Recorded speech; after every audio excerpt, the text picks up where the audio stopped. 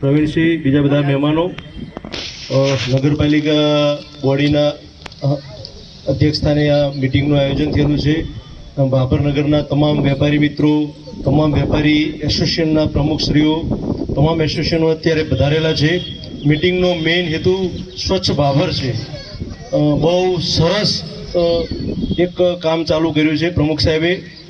બહુ વખાણવા લાયક વસ્તુ છે હારી, કારણ કે ભાભરની અંદર સ્વચ્છતાની ઘણી બધી જરૂર છે. ઘણી વખત મેં પ્રમુખ સાહેબને બી લગભગ 10 દિવસ પહેલાં એક ફોટો મોકલ્યો હતો.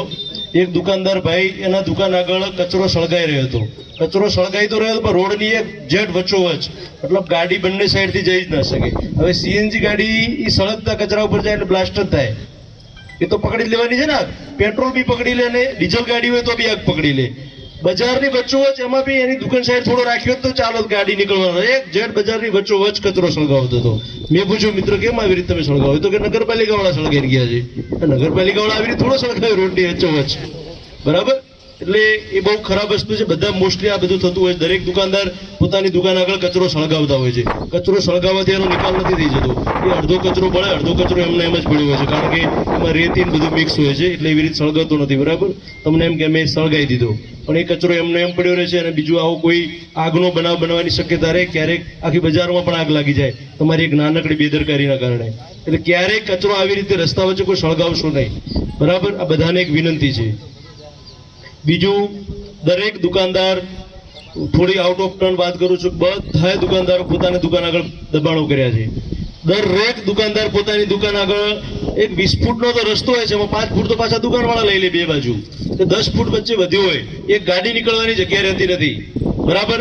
દરેક વેપારીઓ મારી જોડે રજૂઆત લઈને આવો છે, ટ્રાફિક સોલ્વ કરો, ટ્રાફિક સોલ્વ કરો. પણ આપણે પહેલા આપણાથી શરૂઆત થઈ જવી જોઈએ કે મારી દુકાન આગળ હું દબાણ નહીં કરું. બસ દરેક એટલું વિચારો કે મારી દુકાન આગળ, મારી દુકાનનો જે નિયમ પ્રમાણે નગરપાલિકાના છે એનાથી 1 ઇંચે હું આગળ મારી કોઈ વસ્તુ નહીં મૂકું. આવી દરેક પોતાનીથી શરૂઆત કરો, બરાબર?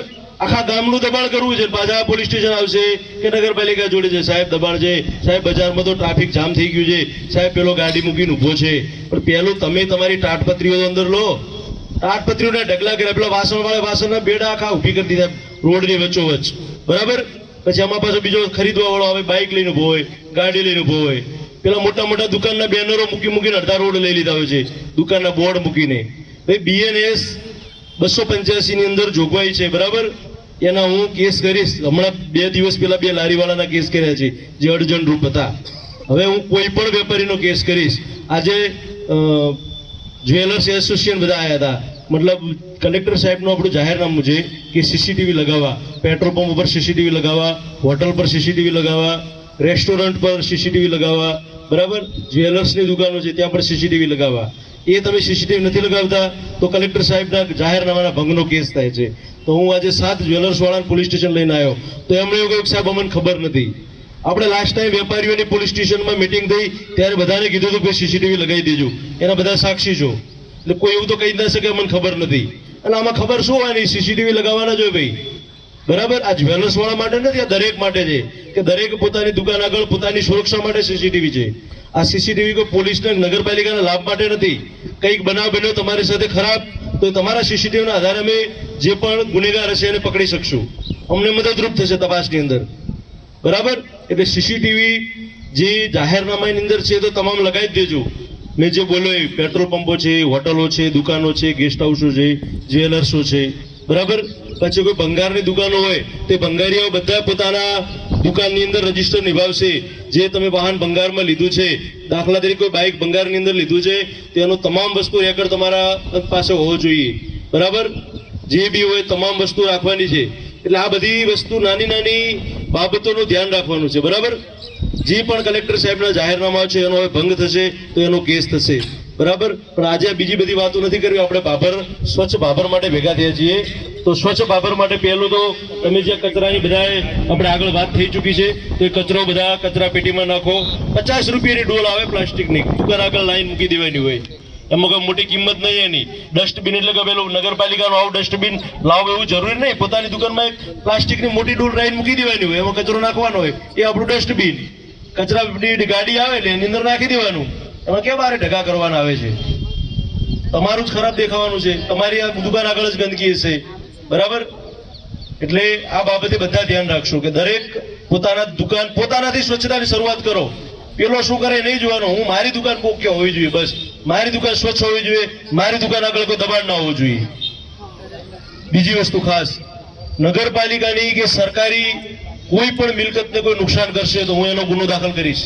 એટલે ક્યાંય કોઈ એ ટાઈપનું ન્યુસન્સ હોય કે નગરપાલિકાની દાખલા તરીકે પ્રિમાઇસીસ છે, બગીચો છે, સામે હોલ છે, આ કચેરી છે, આ ટાઈપની કોઈ પણ મિલકતોને કોઈ નુકસાન કરશે તો ચીફ ઓફિસર સાહેબની ફરિયાદ લઈ અને 110% ગુનો દાખલ કરીશ. એટલે બધાએ મહેરબાની કરીને વિનંતી છે કે નગરપાલિકાની કે સરકારની કોઈ પણ મિલકતને ક્યાંય કોઈ નુકસાન ન થવું જોઈએ. એ આપણી જાહેર મિલકત છે, આપણા બધા માટે છે, પણ આપણે એને નુકસાન નથી પહોંચાડવાનું, એને ભોગવવાની છે. બરાબર? એટલે ક્યાંય કોઈ સરકારી મિલકતને ક્યાંય નુકસાન ના થાય એનું બધાને ધ્યાન રાખવાનું છે. એ કડક શબ્દોમાં કહું છું. ઘણીવાર કાલે એક મને રજૂઆત મળી કે નગરપાલિકા હોલમાં સફાઈ કામદારો બહેનો બપોરે બેઠી હોય છે તો અમુક લુખાઓ હોય ને અંદર હોલમાં ઘૂસી જાય છે. મેં પ્રમુખ સાહેબને કીધું છે હવે આવે એટલે બહારથી દરવાજો જ બંધ કરી દો. એટલે પછી અમને આપણે બધાને બતાવીએ કે કઈ રીતે નગરપાલિકા હોલમાં ઘૂસાય છે. બરાબર? એટલે આ ટાઈપની પ્રવૃત્તિ હોય એ બધા બંધ કરી દેજો. અને એમને સૂચના આપી દીધું પ્રમુખ સાહેબ કે આ ટાઈપનું હોય ને બહાર દરવાજો બંધ કરી દેવાનો અને મને ફોન કરી દેજો. બરાબર? એટલે આવું કોઈ પણ પ્રવૃત્તિ હોય આ ચલાવી લેવાની નથી ભાઈ. બરાબર? અને બજારમાં તો ખાસ બજારની અંદર સ્વચ્છતા રાખો. પોતાની દુકાનમાં અડચણરૂપ તમારો કોઈ ખરીદદાર આવે છે વાહન લઈ તો એને વ્યવસ્થિત સાઈડમાં મુકાઈ દો કે ભાઈ હમણાં પોલીસ આવશે તો વ્યવસ્થિત સાઈડમાં મૂકી દે કે દૂર વ્યવસ્થિત જગ્યાએ પાર્કિંગ કરી રાખો. એને પ્રેમથી જ કહેવાનું તમારો ગ્રાહક છે. અમે સમજીએ છીએ કે ગ્રાહક બિચારો ક્યાં ઉભો રહે. ઘણા ગામડાના આવે છે ખરીદી કરવા ટ્રેક્ટરો લઈને. આપણે સમજીએ ખેડૂત છે, એનો પગારની તારીખ આવી છે તો બજારમાં ખરીદી કરવા આવ્યો છે, બધું સમજીએ છીએ, પણ નિયમોનું પાલન કરવું પણ જરૂરી છે. ઘણીવાર અમને એમ થાય કે આનો ક્યાં આને લઈ જવાનો એમ, પણ નિયમોનું પાલન એક વ્યક્તિના કારણે બધા હેરાન થાય એ ન થવું જોઈએ. એટલે દરેક વ્યક્તિ નિયમોનું પાલન કરશો. બરાબર? બજારની અંદર ખાસ આ મેં ખાસ વેપારીઓ મિત્રોની બધું દબાણ આપણા વેપારીઓ કરે છે. આ ટ્રાફિક થાય એક જ વેપારીના દબાણના કારણે થાય છે.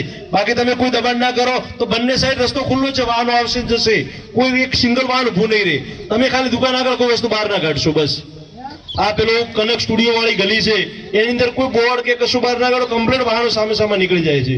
પણ તમે અડચણ રૂપ કંઈક મૂકો છો એટલે પાણીની બોટલો પાર્લરો વાળા તો આખા પેકેટના પેકેટ પાણીના બોટલોના રોડ ઉપર મૂકી દે છે. તો બિચારો પછી ક્યાંથી વાહન વાળો નીકળી શકવાનો છે? વાહનની અવર જવર કમ્પ્લીટ રહે એ ટાઈપનું દરેક વેપારીએ રાખવાનું છે ધ્યાન. બરાબર? બીજી બધી સૂચનાઓ તો અગાઉ પણ મેં આપેલી છે. આ બધાએ ઘણી બધી સૂચનાઓ આપી દીધી છે. બરાબર? એટલે બધા એક જ સૂત્ર છે, કાયદામાં રહેશો તો ફાયદામાં રહેશો. બરાબર? અસ્તુ ભારત માતા કી જય.